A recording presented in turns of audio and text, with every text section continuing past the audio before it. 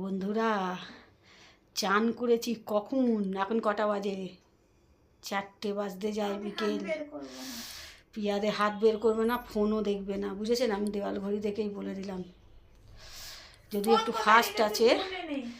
4টে বাজে এখন, বিকেল হয়ে গেছে। এখন চুল খুললাম, শুকাবার তো কোনো বালাই নেই, খুলে রেখেই শুকাবো, কারণ হেয়ার ডাই গেছে ভোগান্তি মার, বুঝতে পেরেছেন? তো যাই হোক, আপনারা সব চা কফি টফি খান, আমি একটু কম্বলের ভেতর ঢুকবো, চুলটা আগে একটু শুকিয়ে নিই, বুঝতে পেরেছেন? চুলটা না শুকালে হবে না। তো যাই হোক, শুভ বিকেল বন্ধুরা, শুভ বিকেলের অনেক অনেক শুভেচ্ছা জানাই আপনাদের সকল বন্ধুদের। আর পিয়াদের ঠান্ডা লাগছে, বুঝতে পেরেছেন? আমি তো জল চিবিয়ে খাচ্ছি। এই যে আমার এখন 80-90 বছর বয়স হয়ে গেছে, জল চিবিয়ে খাচ্ছি।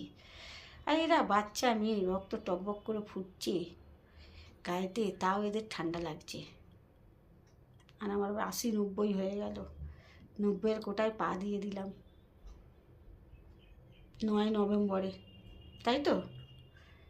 9 নভেম্বরে 90-এর কোটায় পা দিয়ে দিয়েছি, ভাবা যায়? কি বলবো বলুন। আর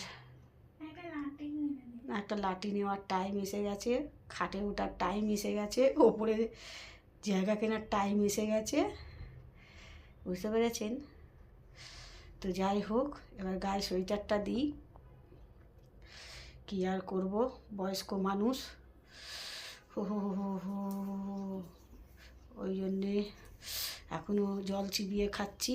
আর অল্প বয়সীরা জল দেখলেই ঠান্ডা লাগছে, এই যে প্রিয়াদের ঠান্ডা লাগছে।